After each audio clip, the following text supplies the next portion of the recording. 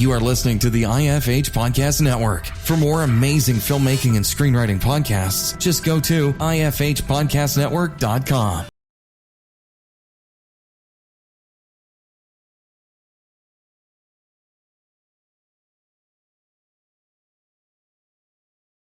So it must be another episode of the Dave Bullis Podcast. Thanks again for pressing that play button. Really quickly, before we get into the interview with Danny Manus, coming up on the podcast is Andy Weir. Andy's book, The Martian, is currently being adapted into a feature film to be directed by Ridley Scott and starring Matt Damon. It actually comes out later this year, right before Star Wars Episode 8. Or is it 7? I can't remember. And then also after him, Alvaro Rodriguez. Alvaro Rodriguez is the co-writer of Machete, and he's also been doing a lot of work for the El Rey Network, which is co-owned by his cousin, Rob Rodriguez. I'm sure you've heard of him. We have Broadway producer Ken Davenport, and Ken, obviously isn't in the film industry, but it's still going to be a new take on this whole entertainment field that we're in, and just how Broadway's doing and everything like that. And I think it'll be very, very interesting. I think people will be able to pull a lot from that. And again, if there's anybody you want to see on the podcast, or if you actually want to come on the podcast yourself, you are more than welcome to actually contact me through my website. Again, it's davebullis.com. There's a contact form on there, and you can make any recommendations you'd like. You can also tweet at me. It's at Dave_Bullis. And one more thing, please remember to rate and subscribe to this on iTunes. Those analytics are very, very important. And even if you just please leave a review, I'd greatly appreciate it. And if you find one of these episodes, at least is some value to you, that'd be great, just because it helps us continue to get guests. It helps us with everything. So, all right, let's go talk to Danny Manus.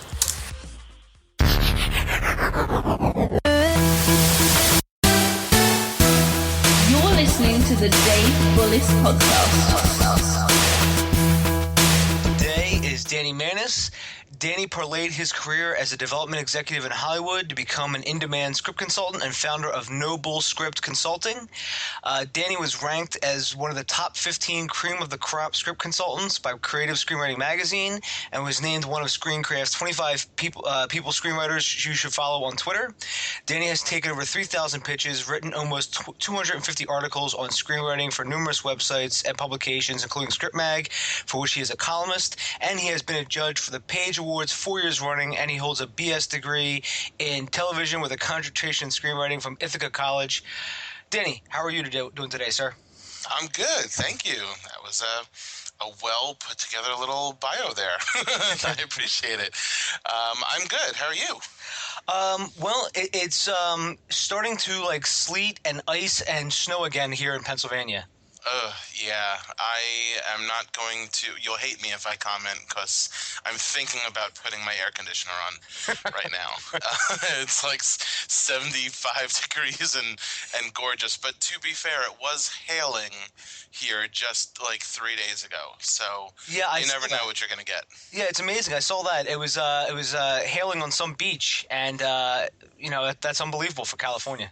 It was insane. It was hailing on my balcony. I had to get video of it because I just could not believe it. But yeah, and it wasn't cold. It was 57 degrees, but it was hailing. It was kind of awesome. But what are you gonna do? Yeah. Whether here, if you listen to the last 3 or 4 podcasts, every single time I've been telling the people oh, it's snowing, it's sleeting out, there's ice everywhere. So this is a very typical PA winter. Yeah. I'm from the East Coast, so I remember how it goes. Yeah, a lot of people from the East Coast, I interview for the podcast. I want to remind you of where you come from, Danny. I want to remind you of all the wonderful snow, cold, and ice that I know you miss deep down. I do. It snowed on my graduation day on May 16th, I think, up in Ithaca. So I do recall poor James Earl Jones, who was our graduation speaker, had a horrible flu. We got him so sick, and he was just, he was frozen to the core by the end of his speech. It was hilariously awful. Did he ever actually come back? Do you know, or is he just? I don't think he ever came back. But the last line of his speech to us graduates was, may the force be with you. And so that really was all we needed, paying for 4 years tuition. Like, that's all we needed. That was good enough payoff, is listening to James Earl Jones tell us that in the freezing cold of a mid-May lovely day. But yeah, good times. Awesome. So Danny, just to get the whole podcast started, could you just give us a little bit about your background? Sure. As I said, I went to school in Ithaca. I'm from New York City, and while I was at Ithaca, I did a semester here in Los Angeles, interning for Columbia TriStar in their TV development department, as well as at Fox in their feature casting department, because I love casting.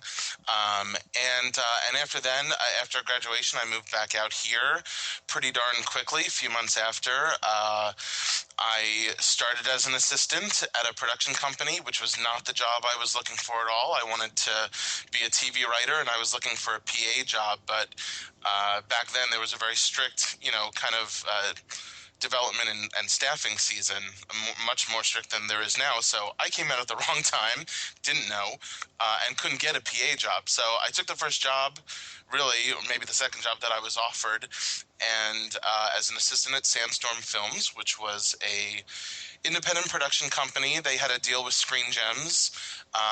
They had done The Forsaken, which was a #1 movie for Screen Gems, and I started as their assistant. We did like 8 films while I was there over 3 years, which is a lot for a small production company. And over the years, I got promoted from assistant to creative executive to director of development, and I was running we had a deal with Top Cow Comics for a while, development deal, which was my little baby that I worked on. And, we produced a bunch of movies, half of which nobody will ever have seen. But we also did The Covenant, which was a #1 movie. And then they closed down after a few years, and I went over to Clifford Werber Productions as their director of development. We did Cinderella Story and Sydney White and Just Add Water, which also no one has ever seen, but it's on Netflix, and if you care to catch it, it's a dark little comedy with Dylan Walsh and Jonah Hill and Melissa McCarthy and Justin Long and Anika Noni Rose and Danny DeVito and a whole lot of other people, and we did it for very, very low money.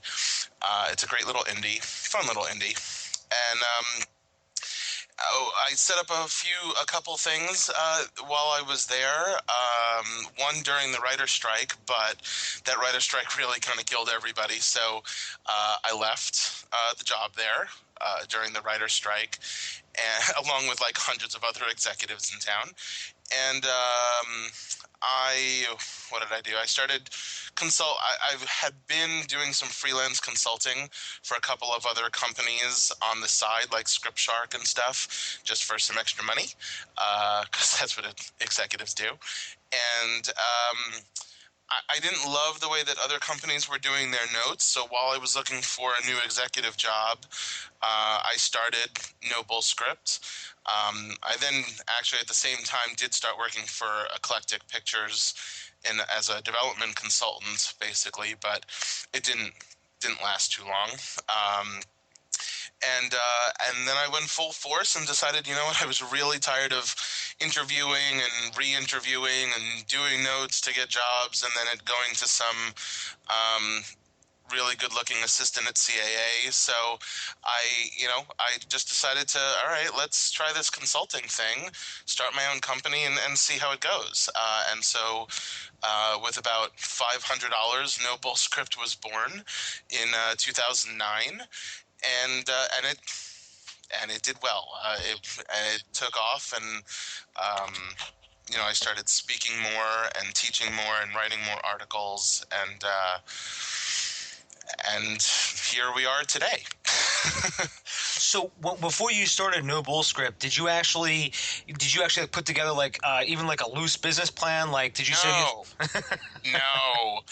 I knew what a business plan was because we were working on one at Sandstorm when I left, and so I knew the concept of a business plan. But I was a television and screenwriting, a film student in college, and I minored in politics and psych, not business, which would have been way smarter.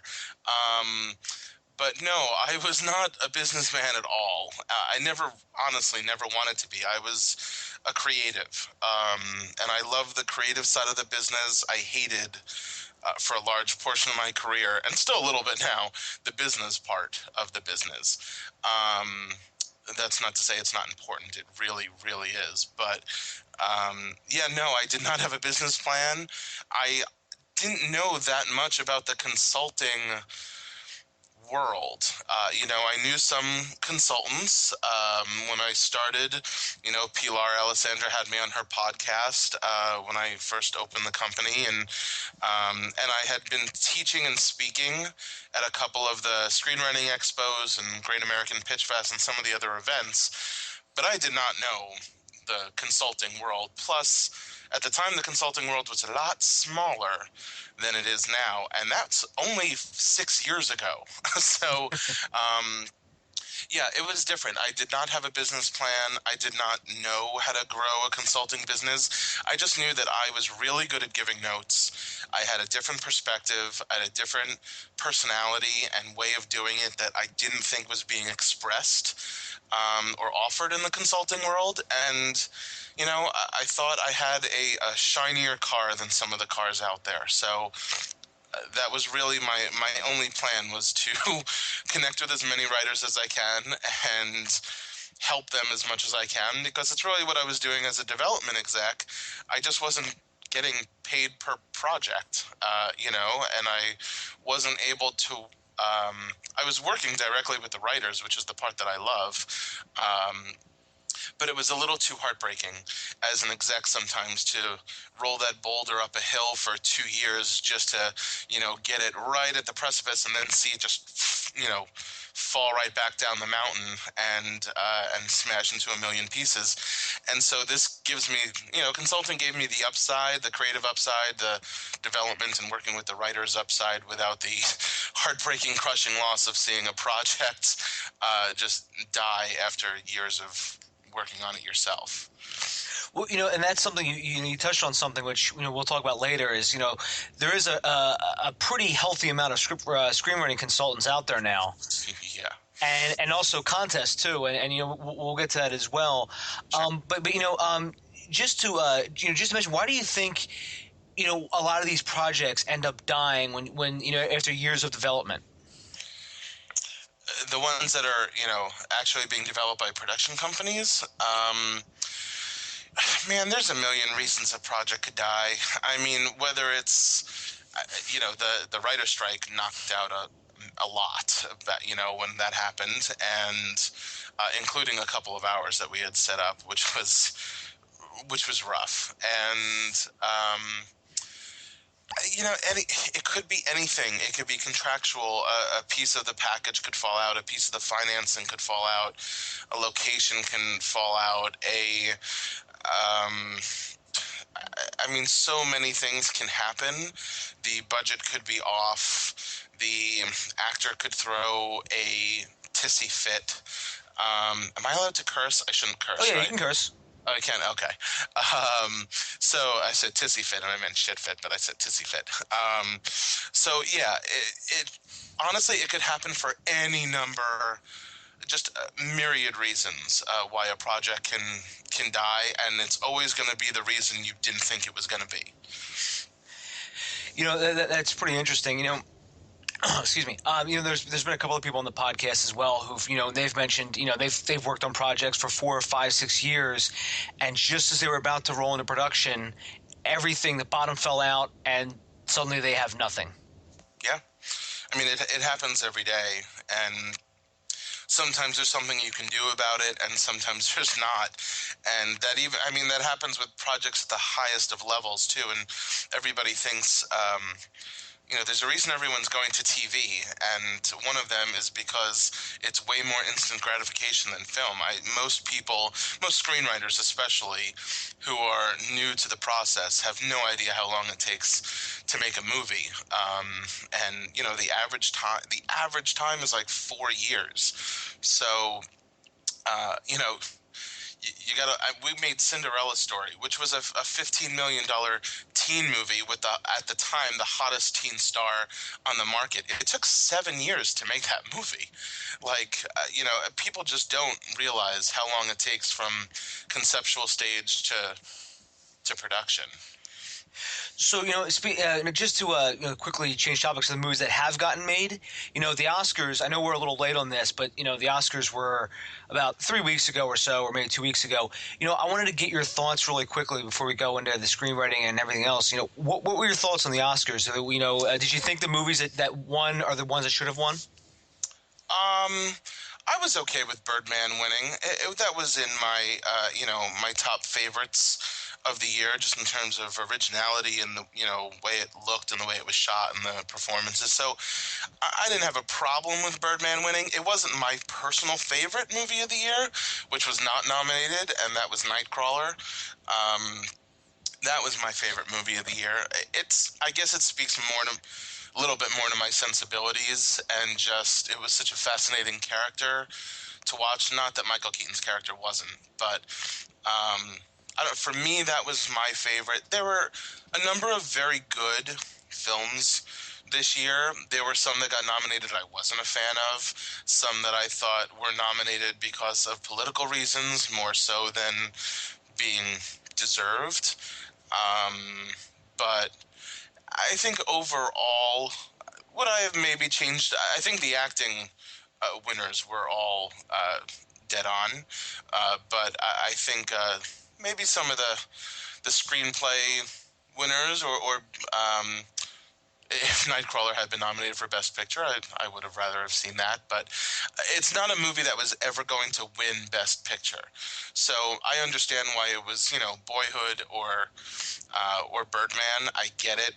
They were both more experience films, and that's usually what Oscars go for. However, I don't know. I've been very disappointed with the Oscars the last 6 or 7 years, just because I don't think any of the movies that have won over the last 6-7 years have been anywhere near as good as the ones that won in the 90s or the 80s or the 70s.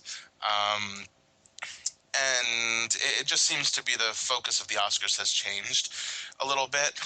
So it is what it is. I think the best movies of last year, for the most part, other than Lego Movie, which should have won Best Animated Film, that's a whole other story. I think they're getting nominated. There just aren't as many great, memorable movie experiences anymore.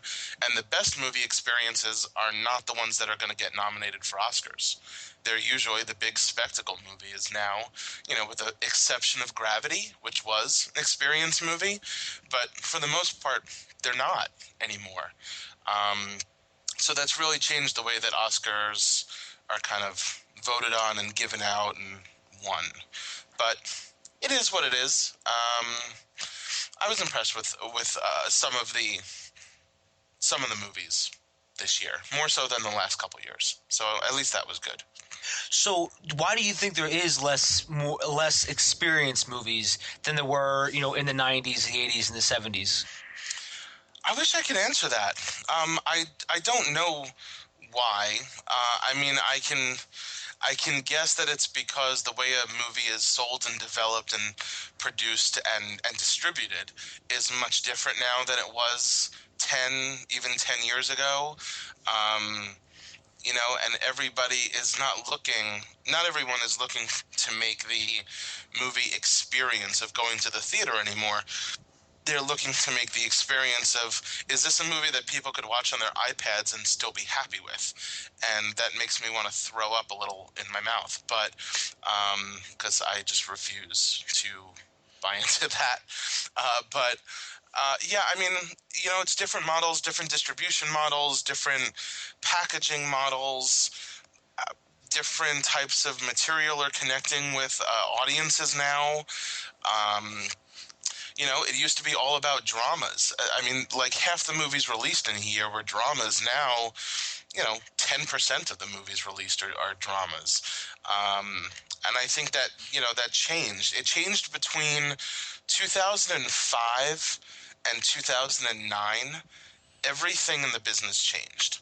The DVD markets went down. There really are very little DVD markets. YouTube, became a thing. The writer strike, distribution models changed. Everything started to change in those years. And of course, the economy collapsed. And so when the economy collapsed and everything was in the shitter, everybody went, well, I don't want to go pay to see dramatic stuff in the movie theater because we got that on the news and in my real life. So how about we just go see big, blockbuster, crazy comic book whatevers, because that's fun, and at least that feels like it's worth my $13 for a movie ticket. And it was just a refocusing of what everybody wanted in a movie and how everybody wanted to deliver it. And they're still working it out. And it's gone back a little bit to what it was, but not nearly as much yet. It's a fluid thing. Yeah, I agree. I mean, I know the DVD market and and the Blu-ray market. I mean, those. If you go to like Best Buy nowadays, their entire sections are like condensed into like one or two rows. Sears doesn't even carry Blu-rays or DVDs anymore. Everything is either digital or order it off Amazon if you actually want the Blu-ray. Yeah, I mean, there's no Blockbusters anymore. There's no Hollywood Videos anymore. There's no Suncoast or whatever. And I worked for Hollywood Video all through college and a little bit afterwards. And, I still miss the days of just going to the video store. I know I'm a friggin' dinosaur, and I'm not old, but I feel like, I always say I'm not a technophobe. I don't hate technology, but technology hates me. And so I am old school, I guess, a little bit. But when it comes to writing, screenwriting and filmmaking, these days you kind of can't be. And so you have to try to get out of that mindset a little, especially as a filmmaker. But that's something I personally struggle with. But what are you going to do? Yeah, there's actually I've heard, on certain blogs and stuff that there has been a push for, hey, if there is, a DVD or rental place like Blockbuster or the mom and pop stores, let us, we should start spreading the word. And there's actually a few places around here in Philadelphia and in Jersey where they actually, they're independently, they're one, only one location, and they still just rent DVDs and Blu-rays. And apparently their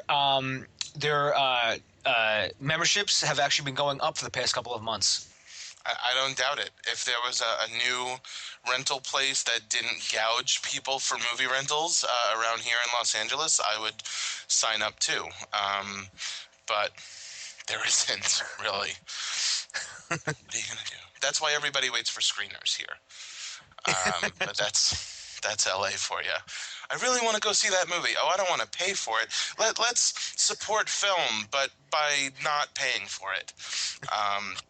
That's Los Angeles film watching for you. Is there a free screening I could go to? All right, then I'll see that movie. Can I just read the screenplay? I don't want to actually, Right? So, and speaking of actually the screenplay, just to switch gears to talk about screenwriting, you've written over 250 articles, for Script Mag, and you've gotten over 3,000 pitches, and you've done all this consulting. So, just to dig deeper into screenwriting, since you've been probably living and breathing this for the past 8 years, 12. Oh, yeah. 12 years. What do you think the state of the industry is in right now in terms of spec script sales? Better than it was 4 years ago. Not nearly as good as it was 10 years ago. Again, the writer's strike kind of changed that. They were dead for about a year and a half, and they have come back, but it's a different market, and I think there's a danger in trying to tout the spec market to new screenwriters, because new screenwriters are not selling on the spec market. It's not going to happen. That's not what the spec market is for anymore. The spec market now, unless you have a great package with an A-list producer or an A-list actor or an A-list director that can get a movie greenlit, the spec market is just for agents and managers to introduce their new clients to the town, get some buzz on their projects, and get their clients dozens of meetings around town at different companies and studios. That's what the spec market is for. Yes, there are things selling, but 80% of them, at least, are being sold with a package by a semi-experienced writer. And by semi-experienced, I mean they have great representation already. Which means they have written enough scripts, gotten enough accolades or buzz or referrals or whatever to get that rep. Maybe they haven't, sold a movie or made a movie yet, but they've had something. And that's what the spec market is for. It is not for random new screenwriters, unrepresented, to get their movies made, sold, or read. That's not how the spec market works. So, are there things selling? Absolutely. Is it better than it was? Absolutely. Although there haven't been too many big sales this year yet, compared to last year. But it is, the spec market is a closed internal thing in Hollywood. It's not for everybody. That being said, people write on spec. They write spec scripts, which just means that you're not being paid to write them, but and that will go on forever. But the spec market itself is a different animal than what most newer screenwriters are connected to. Yeah, and that's something I want to touch on in a couple of minutes is how to actually get into a manager in Hollywood. But just before we get into that, I just want to ask you, Danny, like, what type of scripts do you see a lot of? Like, I know you get pitched a lot, and I'm sure you read a lot of scripts. So what sort of genre and sort of themes are you seeing a lot of now? I work in all genres. I have my personal tastes and favorites, but I work in all genres. I think in terms of, you actually happen to catch me in a week where literally in the last 10 days, and I think I posted this on my Twitter, I've read a black Taken, a Mexican Taken, and a Taken in Space. And so, because Liam Neeson keeps making the same goddamn movie 47 times and just putting a different title on it, I mean, there's another one coming out this weekend. Those movies, which will always sell, the mid-budget action, thrillers, they're always going to sell. They're always going to get made. I have seen a lot of those lately, in the last year. I have seen a lot, drastically, insanely more faith-based movies. More in the last year than I've seen in the last 10 years combined.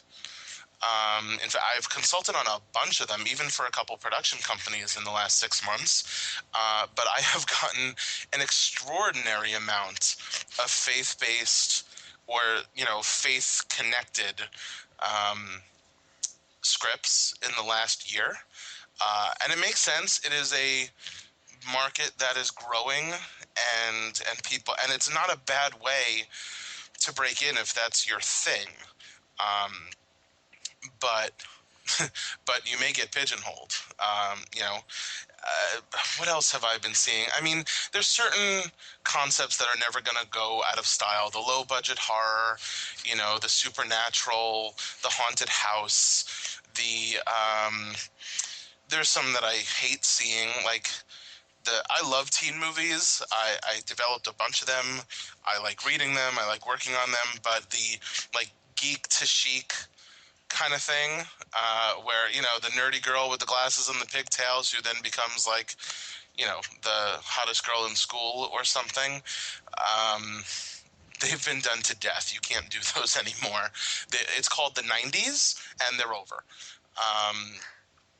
And God, what else? There's been a lot of Christmas movies lately that I've been working on, but they've been different types of Christmas movies, not the old school kind. I mean, there's so many.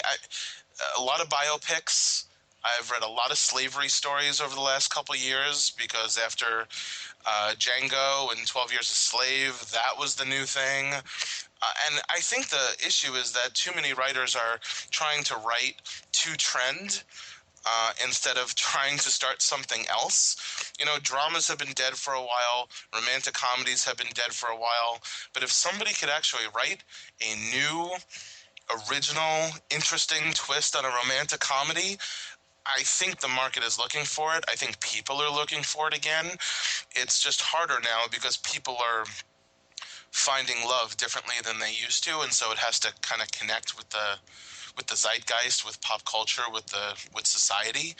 And no one's calling into a radio show anymore and talking to somebody 3,000 miles away and meeting them on the Empire State Building. That type of story, while wonderful, is not believable anymore. So you have to do the new thing. It's like, oh, I met her on Snapchat, and now we're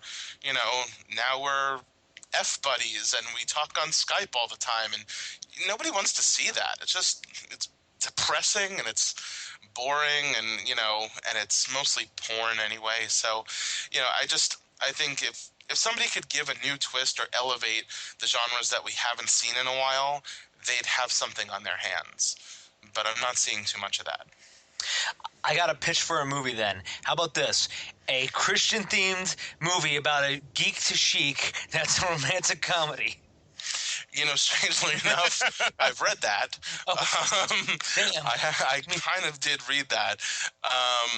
Yeah, I mean, look, there's a lot of stuff. The problem with faith-based romantic comedies is that you can't have any sex. And there's like, oh well, we've been seeing each other for 6 months now, Johnny. Maybe it's time you kissed me. It doesn't so much work, but there is a way to do it. You can do it. You just gotta mix some genres and elevate it a little bit. Find a new twist, find a new angle. But I see the same stuff. I see a lot of sci-fi and fantasy always, because I would say that probably 40% of first-time writers write sci-fi or fantasy. I don't know why. Maybe it's because it's what they read. I've seen a lot of fan fiction lately, especially after the 50 Shades bullshit, and there's a lot of that, which is usually a huge waste of time for writers. Like, don't write the next Star Trek. I get queries, or I get queries that people send other agents and managers and stuff that are like, I have the next Transformers, all I need is you to sell it to Michael Bay, and like, that's not how this works at all. So, speaking of, how people come up with those ideas, like, oh, I have the next Transformers, or I have the next this, what do you recommend for clients, of how to brainstorm ideas for screenplays so that, A, it's marketable, and B, it's something that they could actually not only market, but actually, make a fully thought out screenplay based off of that concept, if you know what I mean? What do they do to brainstorm ideas? Yeah, what do you recommend for brainstorming ideas? So that way hey, is this idea, marketable, and I can actually sell this concept, and the concept's actually able to turn into a full, able to be turned into a full-length screenplay?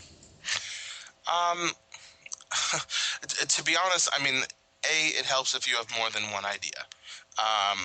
B, it helps if you have a sounding board, preferably someone who knows what they're talking about, to go through all your ideas and do that with you, and try to flesh it out, or see where it can go, or give you options, or let you know what the market is looking for if you don't know.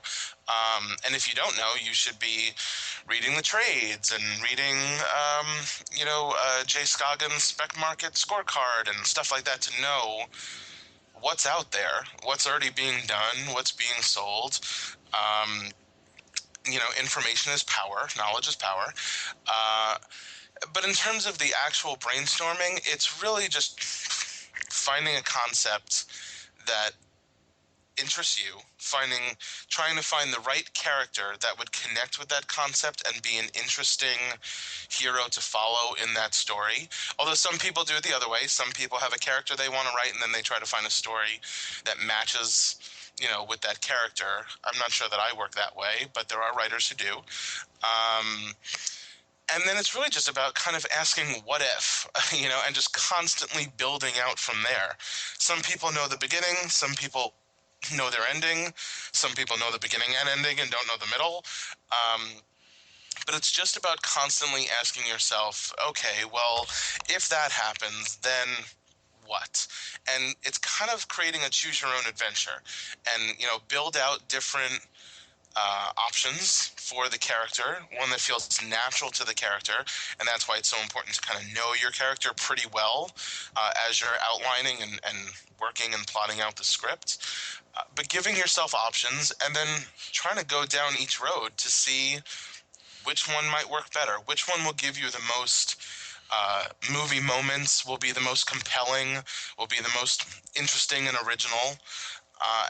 And trying to map out your story that way. There's no wrong way or right way or one way to brainstorm. It's whatever works for you. Same thing with outlining and plotting and stuff. Some people use note cards, some use a dry erase board. It's whatever process works for you. Or writing a whole treatment. But there's no one way to brainstorm. It's just about trying to come up with as many possibilities for your story as possible so that you know that you're choosing the right one that exploits your hook and your premise in the most interesting, compelling, original ways. So, just to continue that, Danny, do you follow like either the the 3-act outline of movies, or do you follow like the eight beats of movies? I mean, do you recommend outlining like that? Yes. I generally do look at the 3 or 4 act structure. I don't follow the 8-beat structure much. I'm a little bit more of a 3-act or 4-act, if you breaking up Act 2 into 2 kind of person. I don't follow any one specific beat sheet, and I don't really think that writers should either. However, they make for good, if you're a first-timer, and this is my analogy that I use all the time. If you were a brand new cook and you were baking a cake for the first time in your life, you would follow a recipe. You would buy a box, you would get the ingredients that it told you to, you'd follow the ingredients, and you'd make your first little cake. And if it turned out well, you'd keep making them. And by the time you made your 3rd or 4th cake, you'll probably be off box and off recipe and be able to do your own thing and, throw other things in there and buck the recipe because you know the core of how to bake a cake now. And if something goes wrong on that 4th cake and it turns out tasting like shit, maybe I really screwed up the recipe. I tried to do too much and do my own thing and it didn't work. So I should go back to the recipe and make sure that I'm fulfilling the recipe first and then learn and go from there. And that's kind of how I feel about script writing and structure. You have to know the beats and the structure in order to buck them and to do your own thing.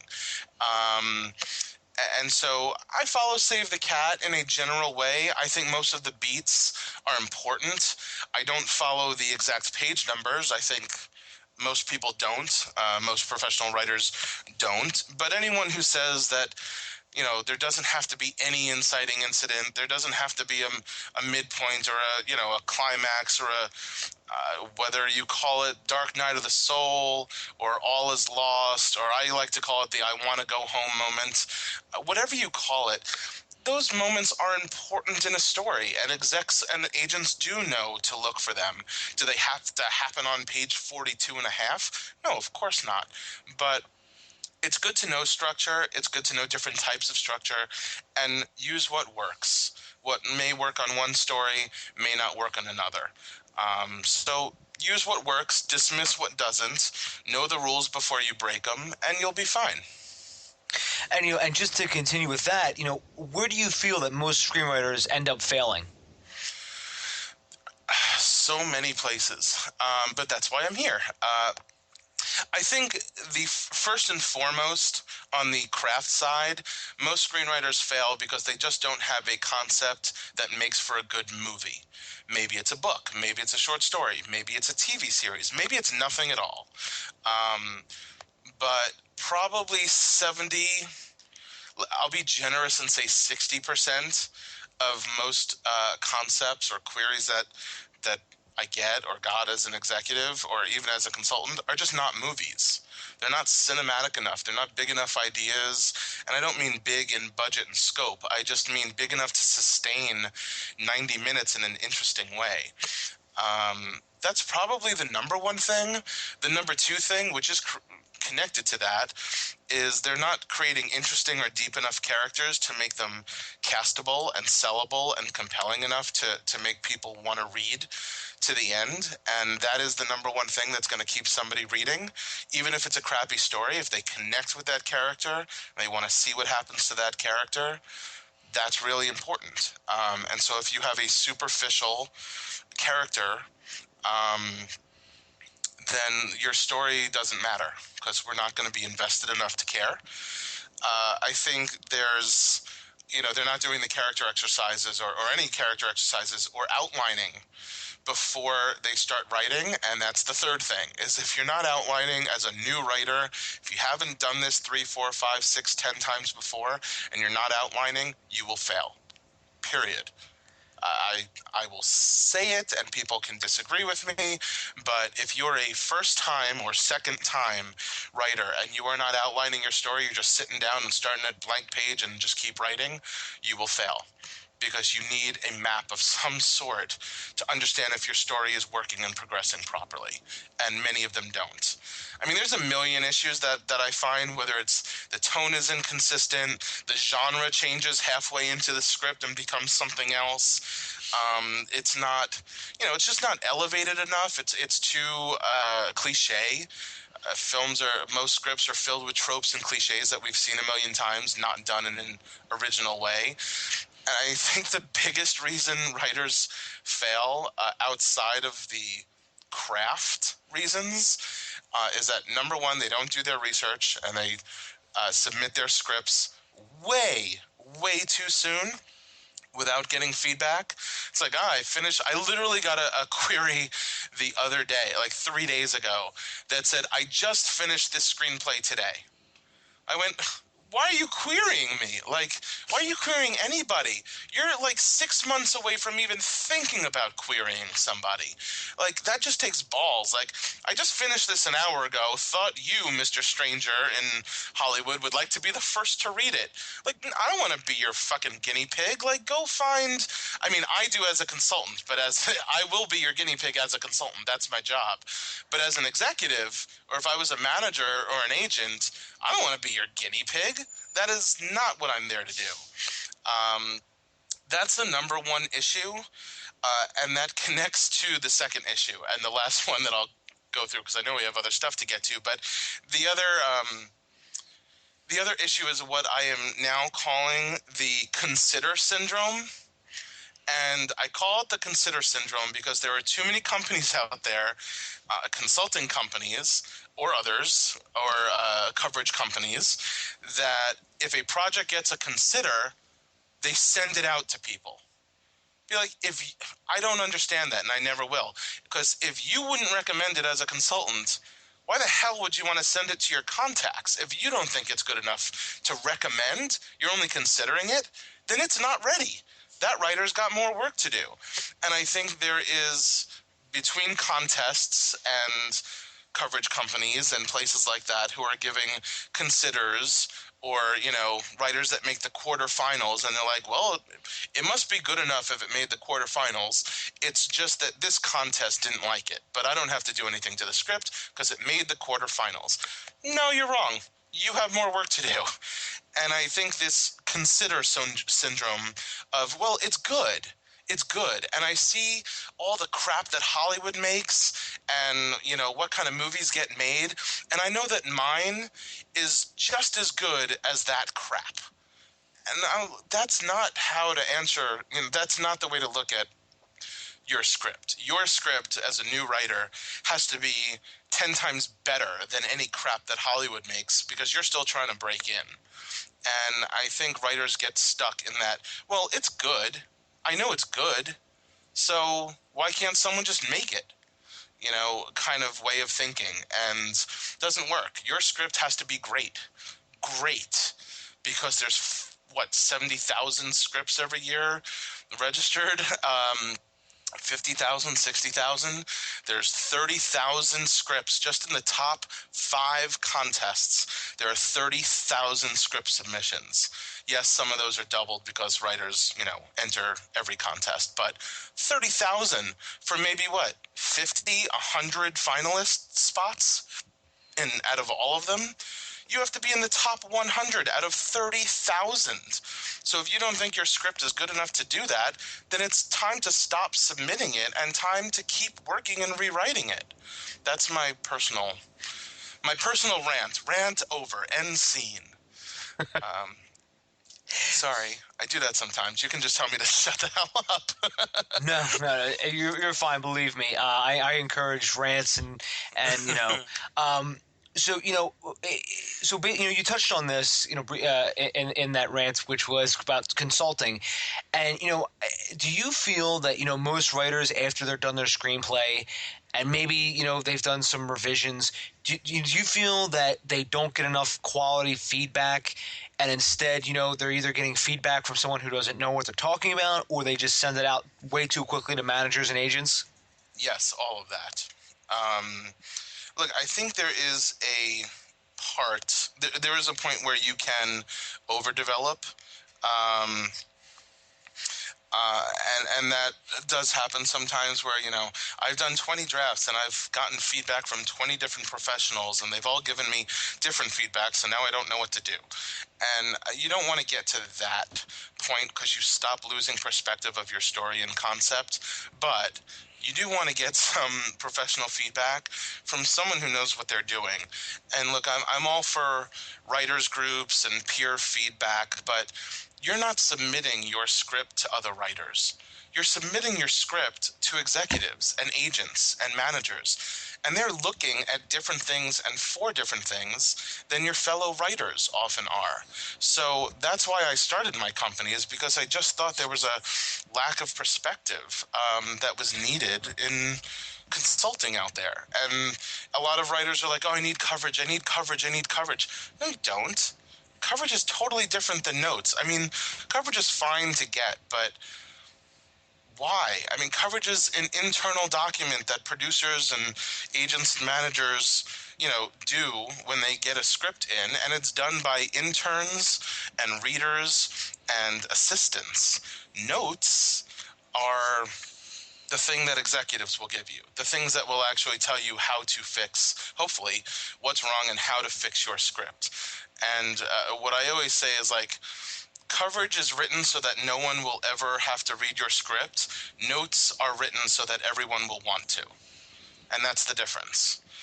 And so, yeah, I would probably implore writers to stop paying for the $40 coverage and, and pay for the notes. I know that is self-serving and I am biased. But if you're going to pay for feedback, you might as well pay for real, constructive professional feedback. There's too many people that shouldn't be giving feedback out there that are charging,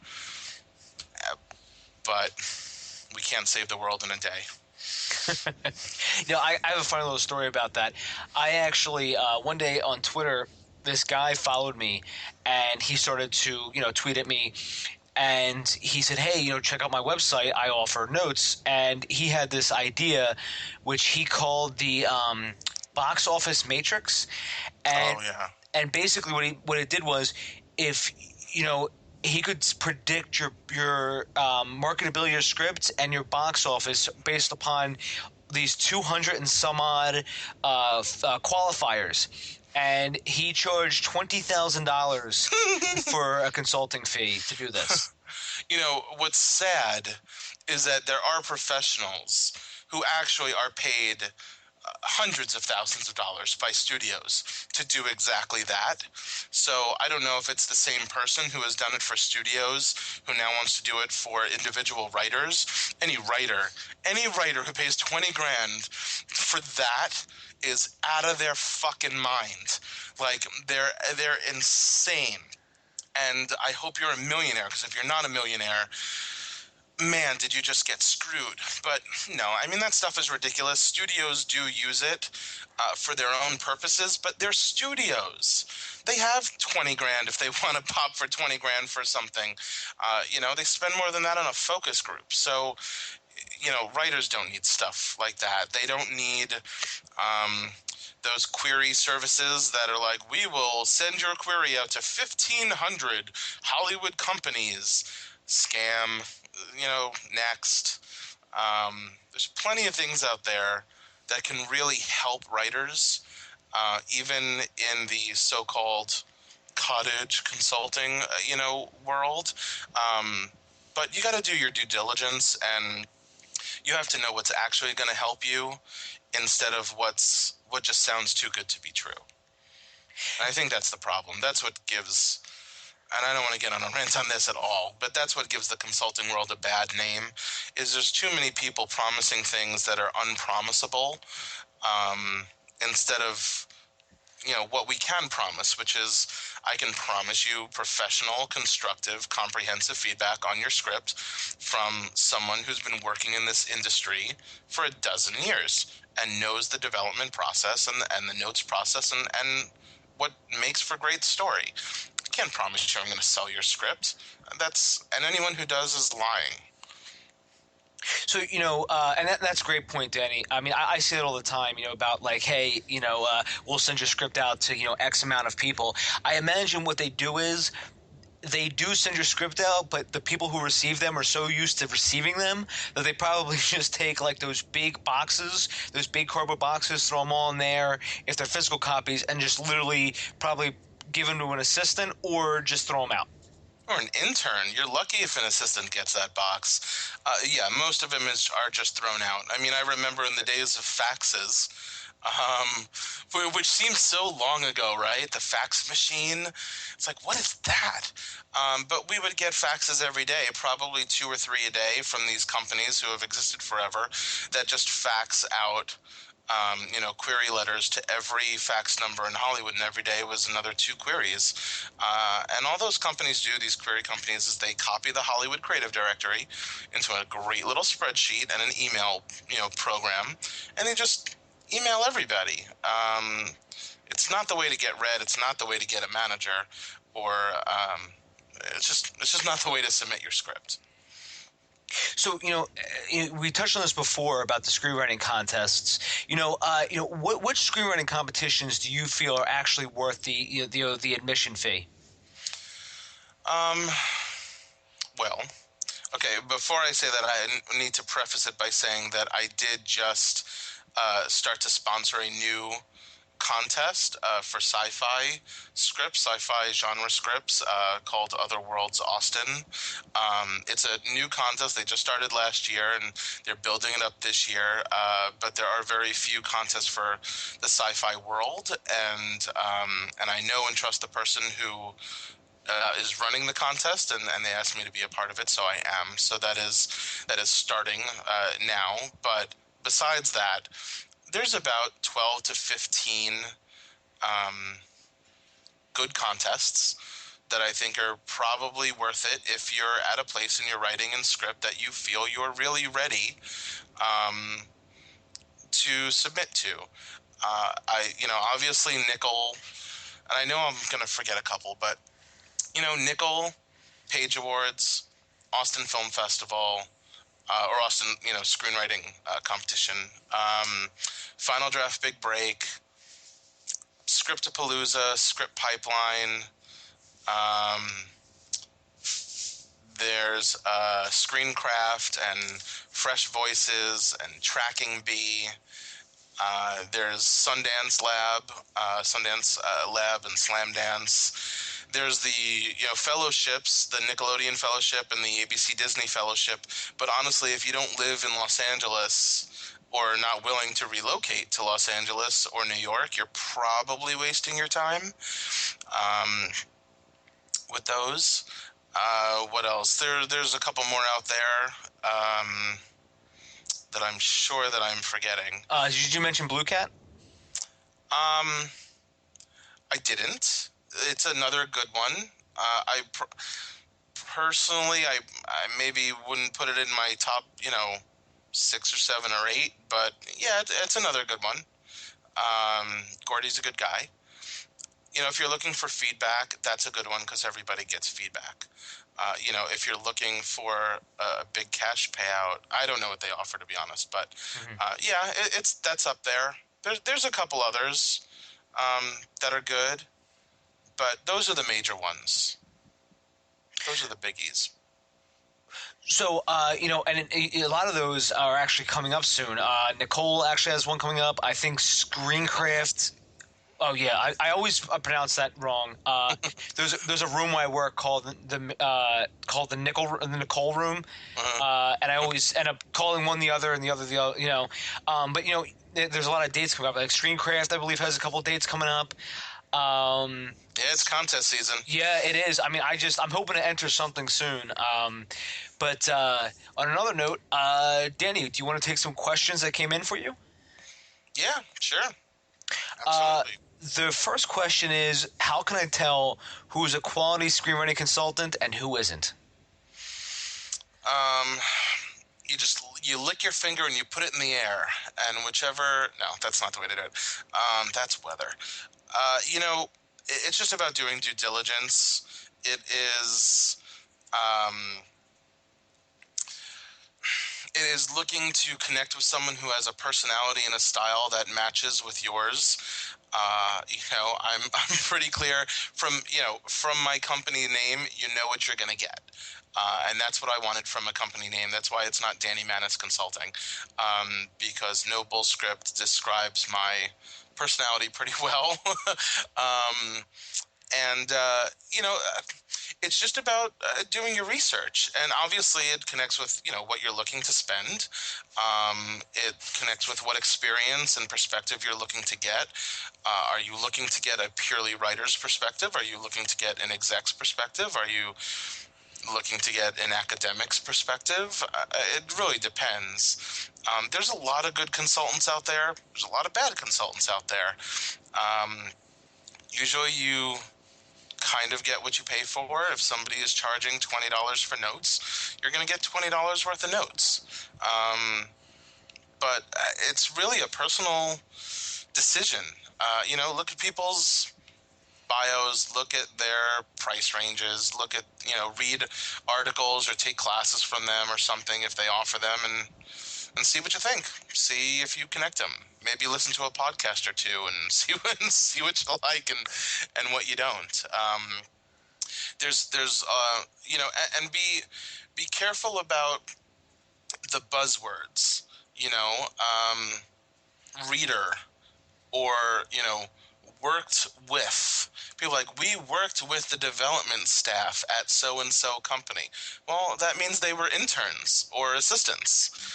If they were, we were readers at, that means that's what they did. They were readers. They did a lot of coverage.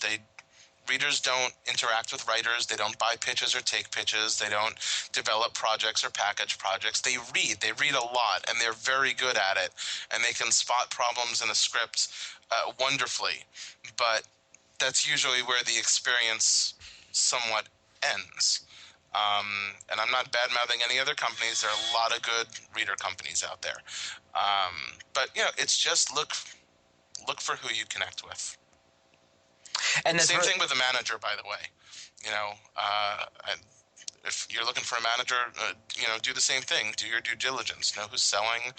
Know who has what kind of clients. Go on IMDb Pro and do your research. Know what they're looking for and what kind of people and projects they work on. It's all about information. And that's a pretty good bit of advice too, to actually look out for those qualifying words like worked with or read or um, I've seen that before too, and then you kind of dig deeper, and they were either interns or what have you. Hmm. There's a lot of that. And the other question that there was a couple questions, but some of those we've already answered. So the other question, we may have answered this partly, but I'll ask it anyway. This question was, why is screenwriting such a cottage industry? I don't think it is. I honestly think it's the opposite, and that's the problem. Is screenwriting has become the thing that everybody thinks they can do. It's like, oh, there was a period where there was just so much shit coming out of Hollywood for a couple of years that everybody in the world said, I could do that. I could write a script. It's not hard to write a script. Look, I hated that movie. I could write a better script than that. And so they tried, and 200,000 people realized, oh shit, it's kind of hard to write a good script. Never mind. So the consulting world has become this cottage industry, and I'm not even sure what that really means. I mean, for me, it's part of the mainstream. I don't understand how, I don't know, if there's hundreds of consultants and tens of thousands of writers using consultants and, taking classes and doing all that stuff, then it's not a cottage industry. It's part of the industry. It's just the part that, writers at the highest of levels don't use and don't need. So they've labeled it a cottage industry. But I don't think screenwriting, screenwriting like filmmaking has become the thing that everybody thinks they can do. Oh, there's YouTube and I have a camera on my phone, therefore I'm a friggin' director. No, you're not. You're a jackass with a camera on your phone.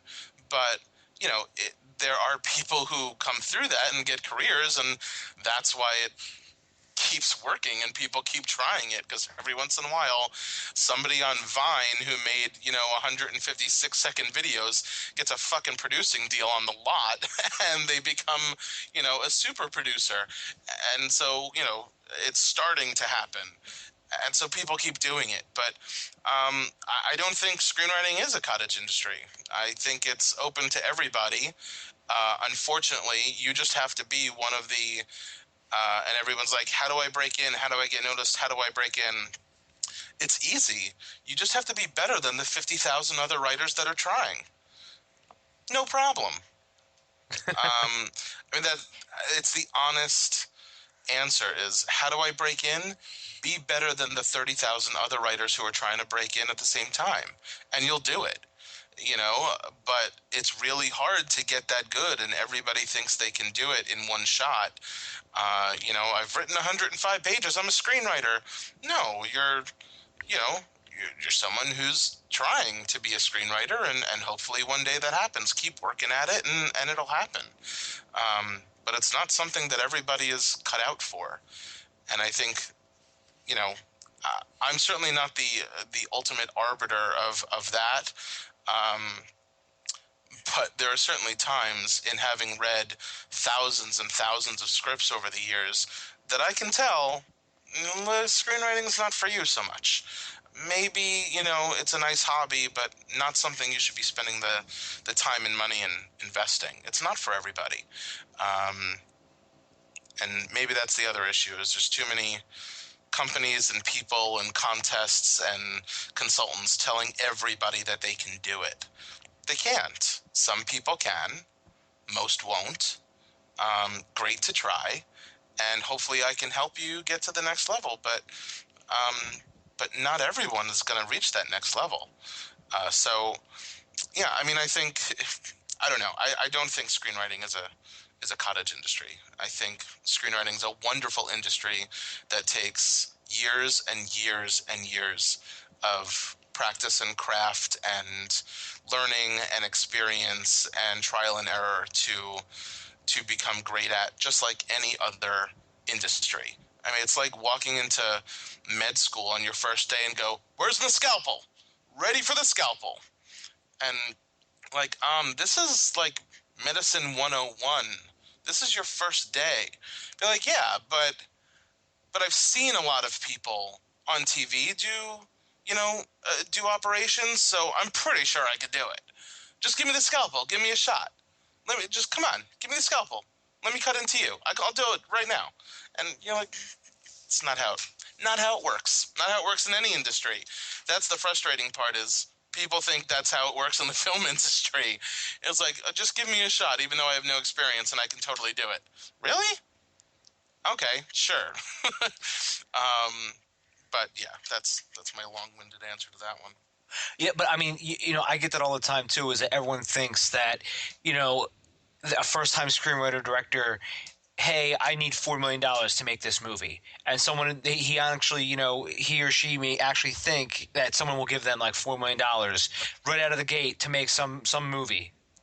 Yeah, I mean the upside of Kickstarter and crowdfunding and crowdsourcing is there are a lot of new ways to do it yourself. And that is giving new talent and new filmmakers a lot of ways to get out there. And I think that can be a great thing. It can also be a curse. But, for every time it works wonderfully, there's probably 5 times it doesn't. But there is this new wave of looking for talent in new places, and managers and agents are doing that. And it's the other question we always get is, how do I get a manager? How do I get an agent? And I mean, I'm tired of answering it because the answer doesn't change, and there's there's plenty of ways, but your project just has to be good and win some contests, important contests, get it out there, get some buzz on it. Maybe you've shot a trailer, maybe you've done a short, maybe you've written in other areas, diversify, you need a bunch of ideas. There's no secret sauce to being a success. There's no secret sauce to getting a manager. There's no, like, the number one secret to landing an agent. There's none. There is no number one secret. There's just a lot of hard work, and you better have more than 1 or 2 scripts that are ready and commercial and somewhat sellable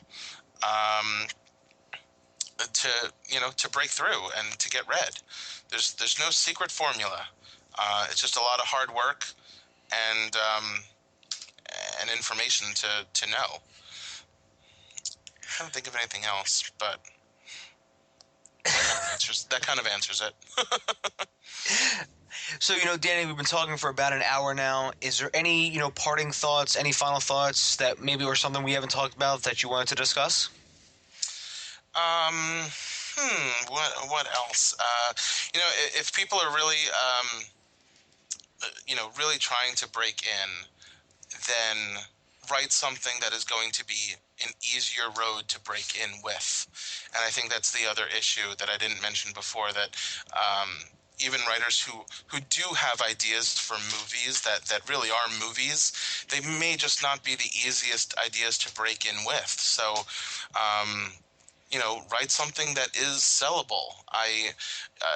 John Swetnam, who's a great writer and director, and he was on a panel of mine at Austin. He's also the only writer, I think, in the last few years to have 2 movies open in the same weekend last year. He wrote 17 scripts before he sold his first one, and he decided on script number 18 that he would just write something that is easily makeable, easily producible, low budget, commercial, sellable, and it worked. And it was like a low budget, thriller, kind of straightforward, cool commercial thriller that could be done for $1 million or $2 million. And it worked, and he got it made, and now he's a huge screenwriter. So just see what's selling out there and try to break in with something that everybody wants, but do it in a different way, a new way, that shows off your voice and shows that you have something special. That's all people are looking for, is just something special. So if you can do that, you have it made. If you can't do that, then try to get some help from someone like me or other, from me or somebody like me that maybe can help you and guide you along with that process. I wanted to let everybody know as well that I am giving a free teleconference through ISA Network on Saturday, March 14th at I want to say 10:30 in the morning Pacific Standard Time on an executive crash course and rewriting crash course. And anybody can sign up through at the Network ISA webpage, or I think on their Twitter, and it is free. It is no strings attached, and it'll be fun. We're going to go through all the things that, how to prepare for a meeting, how to deal with an exec, how to, the most common notes that they give, and the note behind the note, which is usually the thing that writers miss, as well as a little crash course in rewriting and preparing for the rewrite. So anybody who wants to join and listen, it'll be a fun teleconference on March 14th, and it is totally free. So I hope people go sign up, and I'll talk to them then.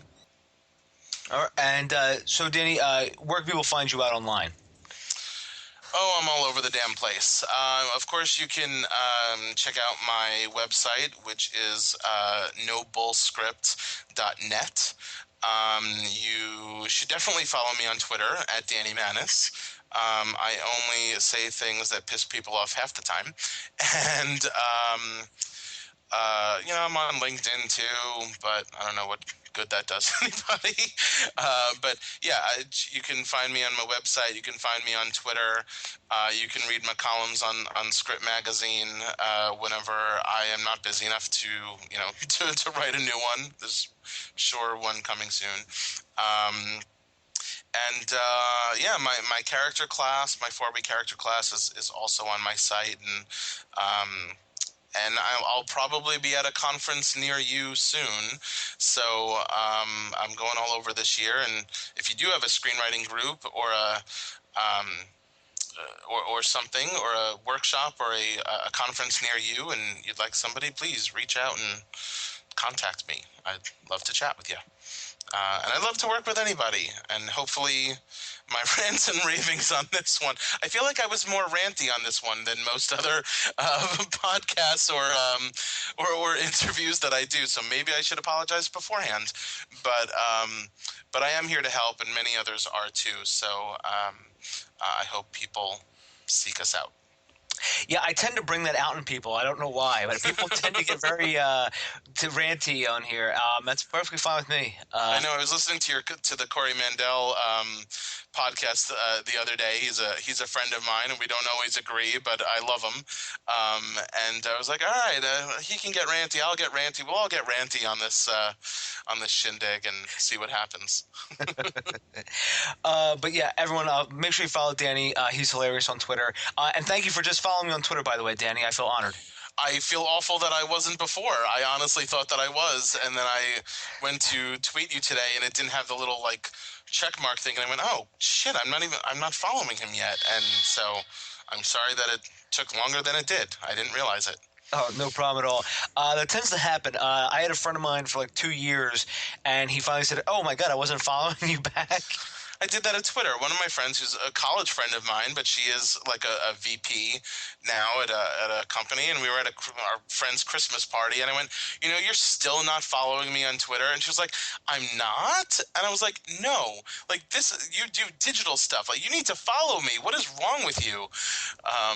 When your friends unfollow you or don't follow you, I get pissed.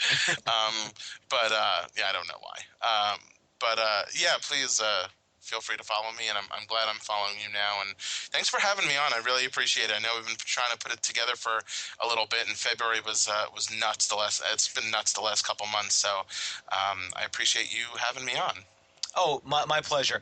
And everyone, you can find me at davebullis.com. Twitter, it's at Dave_Bullis. And Facebook is, Dave.Bullis. But again, show notes, if you want to very, very easily, you can click everything and, stalk Danny and I very, very, very conveniently.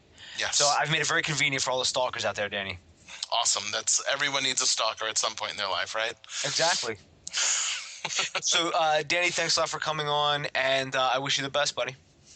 Thank you very much. You too, and thanks to everyone for listening. Hope you enjoyed. Take care, Danny. Bye-bye. Bye-bye. Find Dave at davebullis.com.